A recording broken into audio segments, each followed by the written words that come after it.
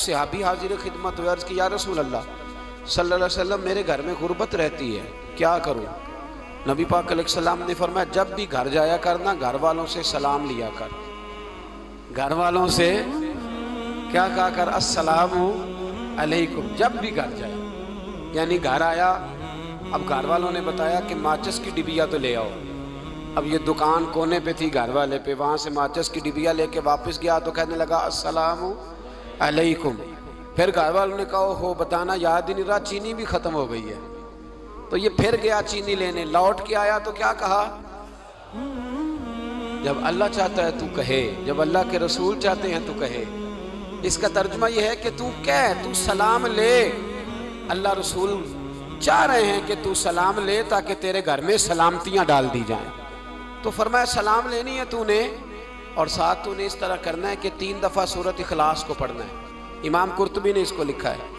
اس نے کہا حضور غربت بڑی ہے، غربت بڑی ہے تو کہ وظیفہ بتائیں۔ فرمایا جب بھی گھر جاؤ سلام لو اور 3 دفعہ سورۃ اخلاص پڑھو۔ وہ صحابی کہتے ہیں میں پکا ہو گیا۔ اب وہ کچھ دنوں کے بعد، کچھ عرصے کے بعد، کچھ مہینوں کے بعد واپس آئے تو صحابہ کرام علیہم رضوان فرماتے ہماری خواہش تھی کہ یہ کچھ بیان کرے، اب بتائے جو وظیفہ لے کے گیا تھا اس کا رزلٹ کیا نکلا؟ کہتے اس نے بڑی حیرت انگیز بات کی، حیرت انگیز عجیب انداز میں۔ کچھ لوگوں کا دل ہوتا ہے نا کہ مجھے ملے میرے پڑوسی کو نہ ملے، اور کچھ کا دل ہوتا ہے یار مجھے بھی ملا ہے اور الحمدللہ میرے پڑوسی کو ملا ہے۔ تو صحابی جب حاضر ہوئے تو صحابہ کہتے ہیں ہمیں تجسس تھا کہ یہ کچھ بتائیں، تو حضور نے فرمایا کیا حال ہے تیرا؟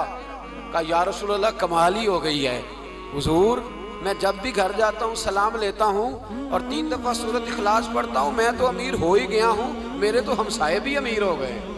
کتنا پیارا ہے یہ جملہ، کتنا حسن ہے، اتنا اچھا لفظ کسی اور کے پاس ہے ہی نہیں جو الفاظ ہمیں ہمارے رسول نے عطا فرمایا۔ اس کو اپنائیے، اس کو اپنائیے۔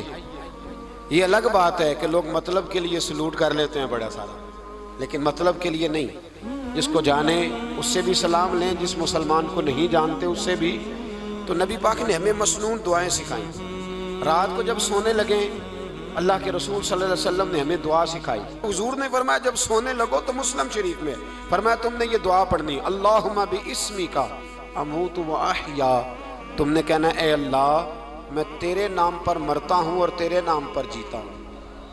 نبی پاک صلی اللہ علیہ وسلم نے ایک حدیث میں فرمایا کہ یہ جو نیند ہے نا یہ موت کی چھوٹی بہن ہے، یہ موت کا ایک حصہ ہے۔ جس طرح انسان سو جائے تو کوئی خبر نہیں ہوتی کیا ہو رہا ہے، بالکل وہ اٹھا ہے تو اس نے کہا ہو یہ کیا ہوا، سو جاتا ہے نا آدمی اسے خبر نہیں ہوتی، اوہو میں نے تو 11 بجے اٹھنا تھا یہ تو 3 بج گئے، اب اسے خبر نہ رہی۔ سوتے ہوئے لوگ چوری کر لیتے ہیں، بلکہ اس طرح بھی ہوتا ہے کہ آدمی نے گکھڑ اترنا تھا، وہ پنڈی سے آ رہا تھا لیکن وہ سویا ہوا تھا، آنکھ تب کھلی جب کاموں کی آ گیا تھا، اب اس کا اس پر زور ہے۔ تو فرمایا کیا پتا اب تو کھل گئی کاموں کی، جا کے لاہور جا کے کسی جگہ پہنچ کے، تو یہ بھی ممکن ہے کہ کھلے ہی نہ، نیند ہی موت کا سبب بن جائے۔ تو کہہ کے سو کہ یا اللہ تیرے نام پہ سو رہا ہوں۔ اللہ کس نام پہ سو رہا ہوں؟ یار اگر ہم ان دعاؤں کا حسن سمجھے مت، اللہم باسمک اموت و احیا، یا اللہ میں تیرے نام پہ سوتا ہوں اور تیرے نام پر اٹھتا ہوں، گویا کہہ رہا یا اللہ میری نیند بھی تیرے فضل سے ہی ہے، اور اگر آنکھ کھل جائے تو وہ بھی تیرے فضل سے ہی۔ کتنا اعلیٰ نبی پاک علیہ السلام نے انداز سکھایا۔ اور پھر بخاری شریف میں حدیث موجود ہے، فرمایا جب اٹھو تو کہو الحمدللہ الذی احیانا احیانا بعد ما اماتنا والیہ النشور۔ فرمایا جب تم سو کے اٹھو تو پھر کہو اے اللہ ساری تعریفیں تیرے لیے، تمام تعریفیں جس نے ہمیں موت کے بعد حیات دی، موت کے بعد فرمایا احیانا بعد ما اماتنا، ہمیں مرنے کے بعد گویا اللہ کا شکر ادا کر کے آنکھ کھل گئی۔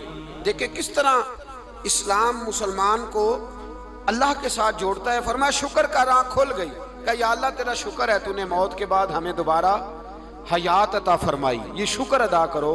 گویا تم یہ نہ کہنا کہ میں اٹھ گیا ہوں تو میرا کمال ہے، یا یہ نہ سمجھنا میں اٹھ گیا ہوں تو میں بڑا پابند ہوں، جب میں ارادہ کر لوں کہ میں نے 11 بجے اٹھنا ہے تو پھر میں اٹھ جاتا ہوں، یہ نہ کہنا کہ یہ الارم بڑا اچھا ہے، یہ مجھے اٹھا لیتا ہے. ذہن کے اندر خیال کر کہ نیند تو موت کی طرح تھی، یہ جو میں اٹھ گیا ہوں تو اپنے رب کے فضل سے اٹھا ہوں. جو میں اٹھ گیا ہوں، جو ابھی ابھی اٹھے ہیں وہ تو بول دینا کم از کم کہ میں اپنے رب کے فضل سے اٹھ گیا.